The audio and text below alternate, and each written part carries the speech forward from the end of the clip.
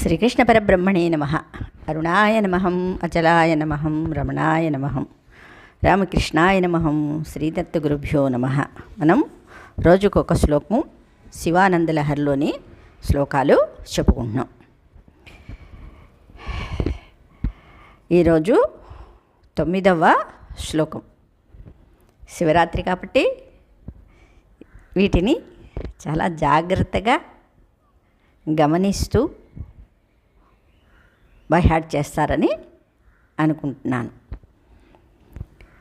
గభీరే కాసారే విసతి విజనే ఘోర విపినే విశాలే శైలే చ భ్రమతి కుసుమార్ధం జడమతి సమర్పేకం చేత సరసిజముమానాదభవతే సుఖేనావస్థాతుం జన ఇహ న జానాతి కిమహో.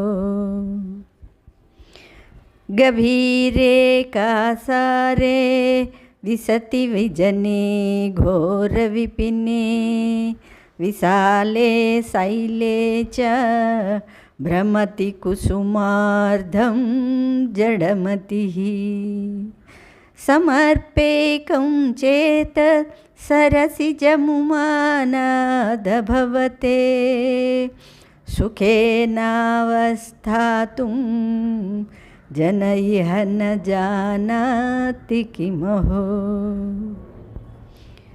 గభీరే కాసారే విసతి విజనే ఘోర విపినే విశాలే శైలే చ భ్రమతి కుసుమార్ధం జడమతి సమర్పేకం చేత సరసిజముమానాదభ,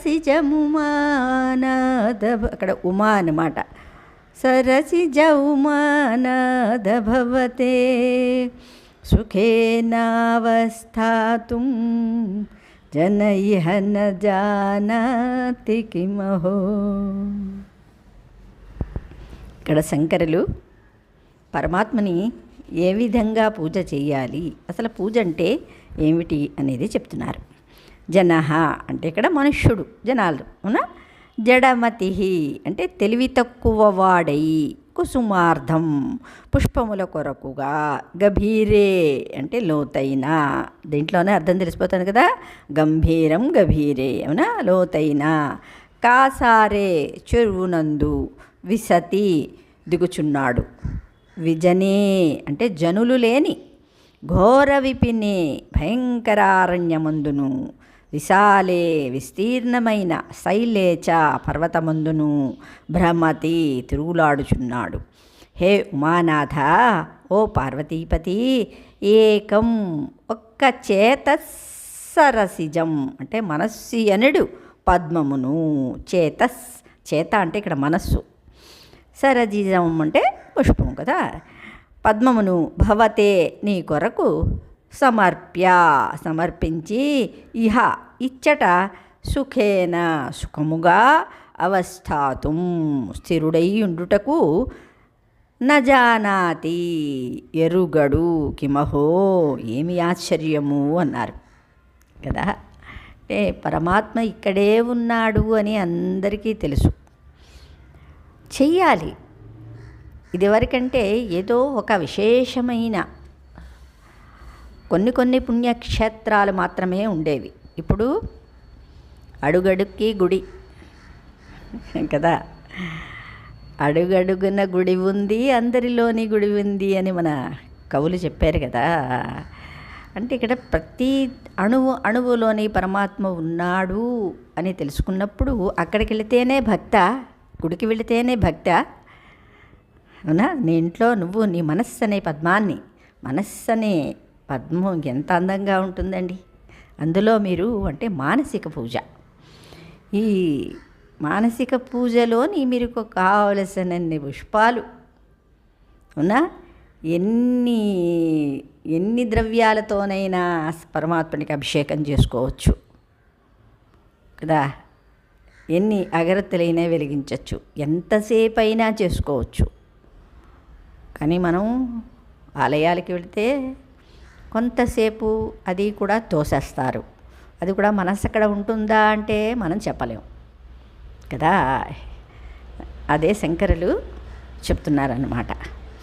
ఆహా, మానవులెంత వెర్రివారు, పుష్పముల కొరకు తామడవులలోనూ కొండల్లోనూ తిరుగులాడుచు, లోతైన చెరువులలో నీదులాడుచు చిక్కులు పడుచున్నారు. అంటే మరి తామర పువ్వులు కావాలంటే ఎంతెంత చెరువుల్లోకి వెళ్ళి తీసుకొస్తారు పాపం, అవునా? అలాగే మంచి మంచి పుష్పాలు మామూలు స్థలాల్లో దొరకవు. అందుకని కొండలు కోనలు ఎక్కి శివుడికి ఇది ఇష్టము అది ఇష్టము అని, పరమాత్మకి ఇష్టాలంటూ ఉండవు. మన ఇష్టాన్నే పరమాత్మ మీద రుద్దుతూ ఉంటాం అన్నమాట. ఆయన ప్రతి అణువులోనూ ఉన్నాడు అన్నప్పుడు ఆయనకి ఏది ఇష్టం అండి? అవునా? ఈ పులిహోర ఇష్టము, ఆ ప్రసాదం ఇష్టం అంటే ప్రసాదాలు మనం రోజు తింటూనే ఉన్నాం కదా. ఆయనకి భోజనం కావాలా? ఆయనకు కూడా భోజనం పెట్టేస్తున్నాం అన్నమాట. అవునా? మనం మన శరీరధారణకి ఎలాగా ఇక్కడ ఉన్నాడు కాబట్టి మనం ఆహారాన్ని స్వీకరిస్తున్నాం. పరమాత్మ ఇక్కడే ఉన్నాడు కదా, అందుకనే మనం తింటున్నాం కాబట్టి అది అలవాటైపోయి షోడశోపచారాలు పరమాత్మకి కూడా చేసిస్తున్నాం కదా. అలాగే లోతైన చెరువులలో నీదులాడుచు చిక్కులు పడుచున్నాడు. తమ తమ మనస్సను పద్మమును పరమేశ్వరుని పాదార విందములు యందు సమర్పించిన ఎడల ఎంత సుఖముగా ఉండును అన్నారు. అవునా? ఇక్కడ చిన్న విశ్లేషణ అన్నమాట. షోడశోపచారాల్లో పుష్పానికి ఒక ప్రత్యేకత ఉంది. పుష్ అంటే పోషించు అనే అర్థం, కాబట్టి పుష్పము అంటే పోషించున్నది అనే అర్థం వస్తుంది. రాబోయే ఫలం యొక్క అంకురాన్ని పింద కాయ స్థాయిల నుండి ఫల రూపంలోకి తీసుకురావడానికి కావలసిన పోషణ పుష్పం ద్వారా లభిస్తుంది కదా. కొన్ని పుష్పిస్తేనే ఫలాలు లభిస్తాయి కదా. ఈ ఫలాంకురాన్ని పురుషాంకురంగాను పుష్పాన్ని ప్రకృతి మాతగాను సమన్వయపరుచుకోవచ్చును. ఈ కారణం మూలంగానే పరమాత్మకు పుష్పం అంటే ఎక్కువ ప్రీతి. ఈ పుష్పాన్ని నేరుగా కాక మంత్రం పూతం చేసి సమర్పించడానే మంత్ర పుష్పం సమర్పణ యొక్క అర్థం అన్నమాట. పుష్పం అంటే ఏమిటి? 5 అని కూడా నిగూఢార్థం ఉందిట. అందుకే పుష్పోత్సవం అంటే 5 రోజులు జరుగు ఉత్సవాల్ని అర్థం. 5 అనగానే మనకి ఏం గుర్తుకొస్తాయి? పంచ జ్ఞానేంద్రియాలు గుర్తుకు వస్తాయి. మంత్రపుష్పాన్ని సమర్పించడం అంటే మనలోని పంచేంద్రియ వృత్తులను సంధానించే మనస్సును మంత్రాలతో నియంత్రించి సమర్పణ చెయ్యటం కదా. ఈ విధమైన అర్థంలో మంత్రపుష్పాన్ని పూజలో దైవానికి సమర్పించడం యుక్తం అన్నమాట, శాస్త్రీయము అవుతుంది. పూజలో పుష్ప సమర్పణ అంటే ఇంతటి అర్థం ఉందని గ్రహించాలి. దీన్ని దృష్టిలో పెట్టుకునే బాహ్యంగా పుష్పాలను సమర్పించటం జరగాలన్నమాట. అది తెలియకపోతే ఎన్ని రకాల పుష్పాలతో పరమాత్మకి పూజ చేసినా అర్థం అంటారు.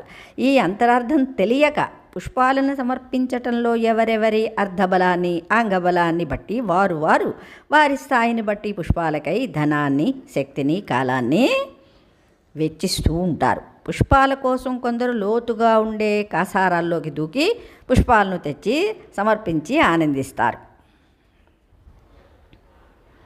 కాసారే అని తెలుసుకుందాం కదా, చెరువులను కదా. కొందరు చీమలు దూరని చెట్టవిడలోకి కూడా దూరి కారడవుల్లోనూ ప్రవేశించి తిరిగి తెచ్చిన సుమాలను సమర్పించి తృప్తి చెందుతారు. నేను ఇంత కష్టపడ్డానని. అవునా? ఆకాశాన్ని సృజించి ఎంతో ఎత్తుగా ఉండే చెట్లను ఎక్కి కోసుకువచ్చి పుష్పాలను సమర్పిస్తారు. ఇంతగా ఇన్ని విధాలుగా కష్టపడి పుష్పాల కోసం శ్రమపడి తిరుగుతారు. తమ చెంతనే తమదే అయిన మనస్సు అనే పుష్పాన్ని సమర్పించకుండా ఈ రకంగా ఎంత శ్రమ పడితే మాత్రం ఏం ప్రయోజనం అంటున్నారు ఈ శ్లోకంలో ఆది శంకరులు. మనస్సు ఇవ్వడానికి మనం ఒప్పుకోం కదా, ఎందుకంటే మనస్సుతోటే మన జీవితం ఆధారపడి ఉంది. అంటే మనకి కావలసినవి వాటి కోసం కాదు, ఎన్నో కోరికలు ఉన్నాయి, అవి మనస్సు ద్వారానే తీర్చుకోవాలి. కానీ పరమాత్మకి మనస్సుని ఇచ్చేసామనుకోండి, మరి కోరికలన్నీ ఎలా తీర్చుకోగలం? అందుకని మా మనస్సు అనే దాన్ని మనస్సు అనే పుష్పాన్ని సమర్పించడానికి జీవుడు ఇష్టపడడు. శ్రీకృష్ణ పరబ్రహ్మణే నమః.